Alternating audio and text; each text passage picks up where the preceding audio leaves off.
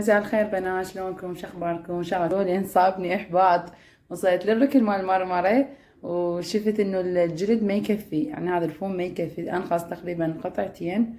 وتعرفون دنيا الليل وهاي قلت خل اقطع الفيديو وانزله، يعني هماتين ما يصير طويل، وهماتين يعني اشوفكم يعني كامل، يعني مو اجي اكمل وارجع اغراض وهو نقص. هسه خلينا نشوفكم تدريجيا. اول شي خليت هاي النداد بالقاع كلش حلوة، اصلا قطن جمالية للمكان. ليش؟ لانه كله ابيض تعرفون، فجوزي ولي اوفات يخبل. اكو بنية كتبت لي قالت ليش ما حطيتي رصاصي يعني فواتح؟ فانا كنت حاطة مداد فاتحة، مو كله فاتح لان هي مجرد دواسات. وبالنسبة لمطبخي بالعكس مو صغير، تجوز تشوفوا بالكاميرا صغير. تدرون هالمطبخ ايش قد؟ 5 ب5. المساحة اللي هسه صافية عندي مترتين ونص، في يعني هيك باعوا شوف ايش قد. هسه ارجع لي ورا واي يعني بس الداخل المطبخ هناك بيه 3 امتار، وهنا عندي هنا مترتين هنا من الكرسي للحائط. بالعكس مطبخ كلش كبير يعني واسع، يعني حتى ينحط بيه ميز مال طعام داي، بس انا بوقتها بعته لانه ضايقني، ما اريد يعني شي بالنص الهوسه وهاي. نبلش بشنو؟ بلش هنا شوفوا. خليت هاي اللي اشتريتها،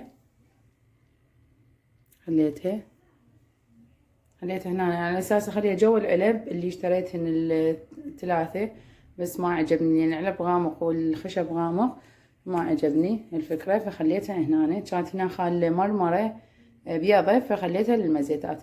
وهذا اللي نقص عندي هنا، نقصت عندي وحدة، فرحت اجيب ما لقيت. شوفوا شلون صار، رحت اجيب ما لقيت ابد، يعني فريت فر على هذا الفوم ما لقيت من يمه. حتى الوزرة هنا عندكم هذا المرض هم نقص عندي، فاضطريت اخذ جلد. تقريبا هنا عندي قطعة وهنا كله كامل. هنا هيك صار ترتيب. اي حاجات رمضانية بيها نحت او مجسمات انطيتهن الناس، بحيث يعني قلت لهم هذا الشيء ما يصير وهاي، فقالوا عادي احنا نريدهن ما نخليهن المكان اللي بيه صلاة. المهم، فتذكرون الولد اللي عندي هماتي الاسمراني شاي الصينية كنت اخلي بيه تمر هم انطيته. فظلت بس هاي هذا صورة مو نحت يعني مو فد شي، فسالت علي صورة عادي وهو بالمطبخ فعرفته. وهذا الترتيب هيك صار.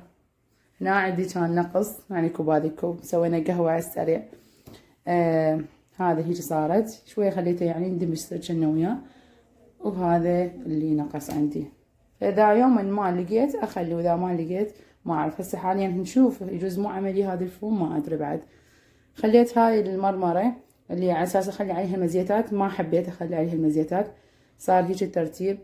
العلب هنا وهذا القور الجميل، وهاي المرمرة اللي كنت حاطة عليها المبخرة والمعطر الفواحة ومزهرية، فخليت بيهن دني المزيتات. شنو رأيكم؟ النمدات كلش حلوة صارن. هاي الديكور. طب المهم صار هيك الترتيب، وصار تقريبا بلون المرمرة. بالبداية من سويته عجبني، بعدين من بديت انتهي صابني احباط لانه نقص قطعتين، ولانه ما حبيت اللون، ما ادري يعني ما حبيته. بس بعدين من كملته وحطيت الغراض، بحيث يعني تصوروا، يعني رجعت الغراض بدون ما صورت لكم لانه كلش ضجت يعني هسه هاي العلب حطيت الغراض بيهن، ما صورت يعني، فالضجت ضجة ما صايرة. اي فكملت هسه الحمد لله. الطهماتين شي حلو، وهذا اللي النقص يعني ما حسيته فد شي عيب، يعني شوية هيك اعتبروها مرمرة ما وجه. هنا هاي العلب الجديدة، طبعا هاي مال الشكر، بس انا ما حطيت فيها شكر لان عندي مال شكر خاصة.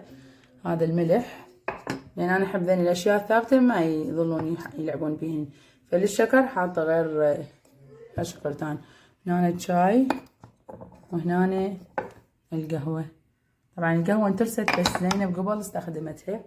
وهاي هنا مالت الشمشة، وهنا القوري، وهنا قلت لكم مزيتات شو اسمه الزيت وزيت الزيتون. شنو عندنا بعد؟ وهذني ترتيب. طبعا حاليا هو كلش حلو ويخبل وفاتح لونه وصاير ويا الكاونتر. بس ما أعرف بعد بالمستقبل شنو. بنات سألتوني بيش القطعة، القطعة 1500، وأكو مكانات سمعت بيهن 1000 القطعة أصلا. بعد ما أعرف. هسه تشوفون هيك بالكامل، وطوني رأيكم. يلا تغيير. وهنا عندي العلب ذني رجعتهن مال ماجي لحم ماجي دجاج. هاي كان البرتقاليات ذني غسيتهن ضميتهن. والعلب اللي نفس ذني اللي كان عندي شانيال البيجي اللي قلت لكم وحده منهن شويه من الداخل انثلمت انطيتهن. طبعا اي حاجه عندكم ما تردوها او تحسوا روحكم بعد تستعملوها انطوها الناس تستفاد من يمها، افضل ما تظلون تجمعون وتضمون يصير يعني هوسه وكركبه بالكاونتر.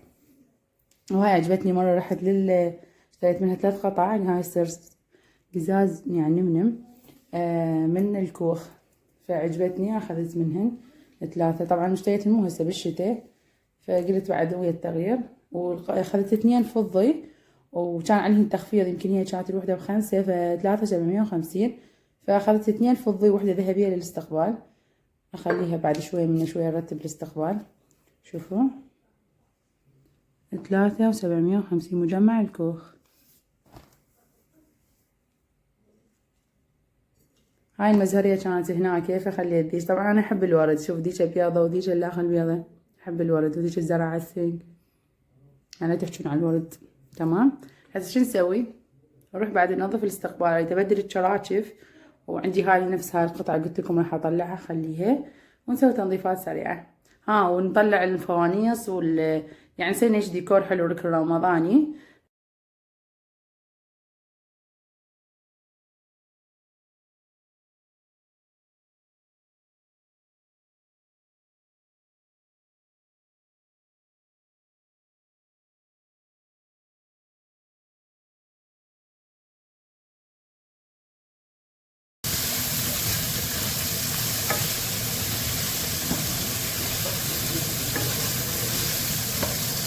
لما يصير شوية ثوم وبصل وقطعت المعلقة، خليت فيها فلفل اسود وشوية كركم هكا كذا.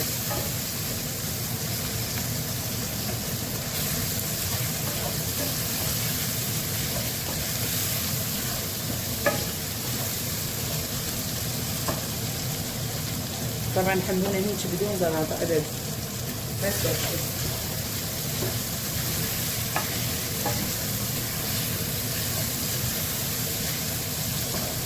هاي الشراشف راح اشيلها هياتها. هاي اشيلها اغسلهن، وذني اغسلهن البيض، وخلي ذني الرمضانيات اللي اخذتهن العام شوفوهن، وخلي ذني الخضر. وهذني الفوانيس طلعتهن، ذني الكبار، وهذا الصغير خليه دائما بالغرفة زين بنزلته. وهذا واحد منهم راح اشيله اخليه، هذا خليه بالمطبخ، يمكن اخلي هذا بالمطبخ.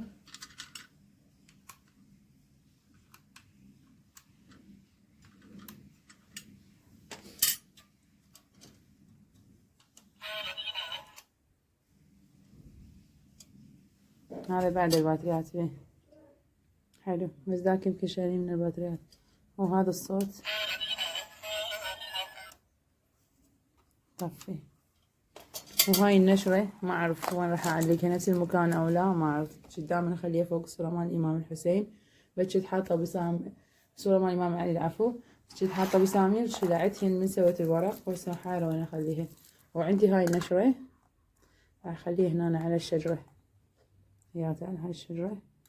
وهذا الهلال خليه بالنص من مال بلازما، وذني تشوفون وين احطهن. بس شنو جبت الوصلة عم بنظفهن.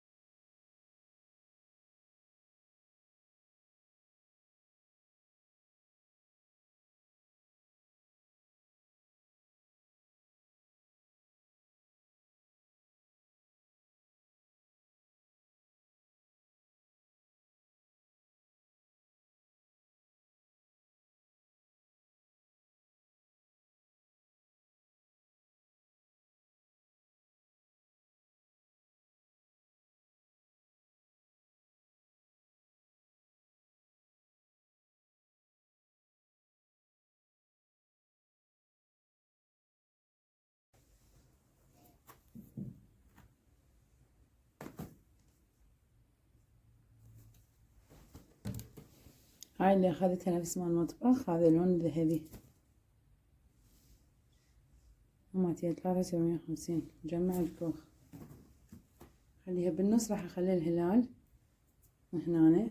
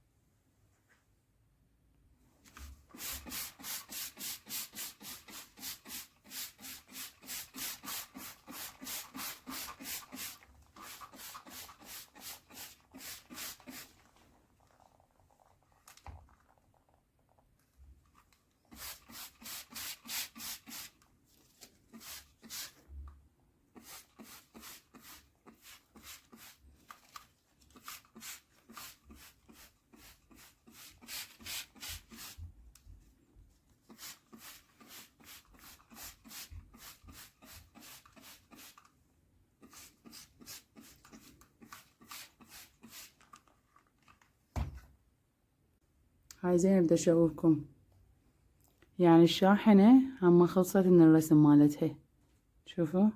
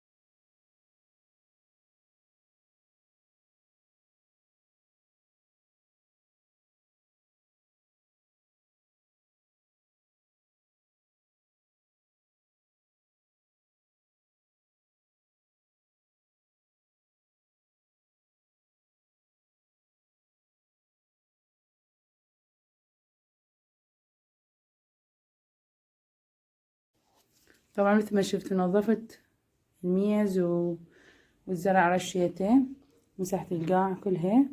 بعد بس اكنس الزولية. خليت الشراشف بعد ما صفتهن، ومسحت الطبلات، مسحت السبلت والثريات. شوفوا كل شي نظفت. بعد بس القاع اكنسه. النشرة صارت هيجي ترتيبة، خليتها على الزرعة وشمرت البقايا بالقاع على مود يعكس على الفانوس، يعني خاف ما شغل الشمعات اللي ببطن الفانوس فكاملات. يعني صار ضوء منها وبيهم. وعندنا هاي عند علاوة خطية لزق لي اياها بالتيب، كلها وقعت ما صارت، لازم احط حلقات. انا قلت له لزق لي اياها هنا، شوفوا من هاي تدق مي وهيجي عدل المسطرة، بس قال لي لا تنزل اكثر فما تصير، لانه يعني المطرية مالتها شي كبير وشي صغير. المفرش شلته راح اغسله عندي، بس هنا هاي الفترة وايد خطار عندي، هنا صارت مثل شوفوا لزمة مالت الاطفال، فاريد اجلفها باليده.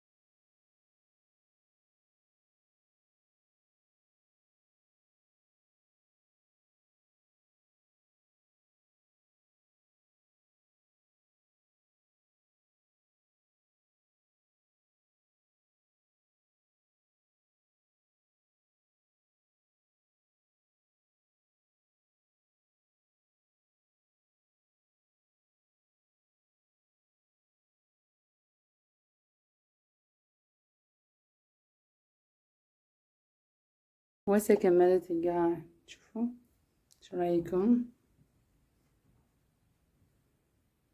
خليني نشرب عليكم بيها، وقعت تحرت بعد لا يسوي لي اياها باكر. وهاي المخاط خليتهن، طبعا الشمعة يعني صار لي هواي مشغلتها بالنص ساعة، ريحة استقبال تجنن صارت. اتذكر يمكن العام رمضان كنت ما حاطة هذا الباركيه، يمكن خليته لورا عيد كبير لو قبله، فصار ويا الفوانيس والنشرة كلش حلو. شوفوا هذا الفانوس يمكن واحد منهم راح اخليه بالمطبخ، ابقى بس هذا الاحمر وهاي جمال كلش حلوة.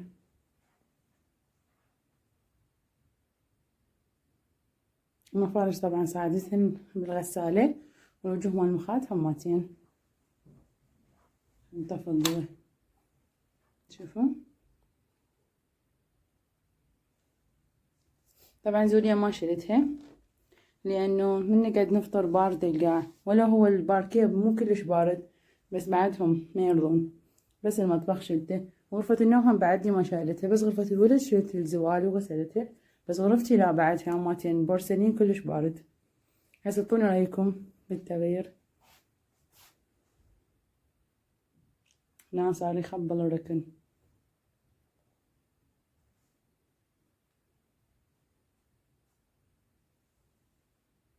الله شهر رمضان يدخل عليكم بالخير والصحة والعافية. طبعا اتذكر الشغلة، اطلع الستاند مال القرآن واخلي القرآن انزله من فوق، لان انا جاي اقرا بيه يوميا فوق، فراح انزله هنا اخليه، واطلع بعد مال حمودي وعلاوي وزينب مالتها هنا الستاند، انزلهن هنا، يبقى بس مال زينب فوق، لانه هناك صار ركن رمضاني تابع خاص لها بعد، فخلي اطلع الستاند.